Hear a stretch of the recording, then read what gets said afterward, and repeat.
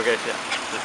So I read Hunter S. Thompson like many people did in the late 60s, 70s, and early 80s when his first work was first coming out. And I think of Hunter S. Thompson as coming out of a wave of so-called new journalism, right? People who were trying to find a way to put into words not just the structure of society, but the structure of feelings that shape society. How did people interact with each other? So if you could look at someone like the author of The Right Stuff, I'm just blanking on a guy's name. So if you could look at some of the writings of the period, and you'd see that they were trying to write novelistically, to get inside the heads of other people, or they were writing autobiographically, describing their own experiences of being thrust into a new situation. I think Hunter S. Thompson saw himself as a catalyst. He was militantly a fish out of water. He was a rambunctious figure who inserted himself into highly structured situations, whether they were political conventions or sporting events, and disrupted things just to see how the system would react.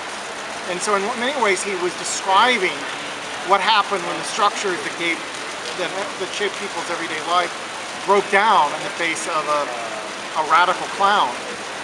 And that's the essence of Gonzo. But it was also, in some ways, a parody on the notion of journalism itself. So Hunter S. Thompson threw anything and everything onto the page. He presented himself as someone writing under extreme influence of various substances, aimlessly spitting out words, often in a kind of rant-like manner, that added up to a very blistering and very pointed critique of the American culture of that time and place. So that's why I think he still speaks to us today. I think he embodies a particular kind of journalist stance that is anything but objective, right? He's not trying to tell the truth. He's trying to be a provocateur who forces us to look at truths we wouldn't see by any other means. If I think about what's going on today, if you look at the new game criticism, for example, there are writers trying to describe what it is to play a game. And they're arguing that game criticism can't deal with games as a fixed text because every individual player shapes them differently.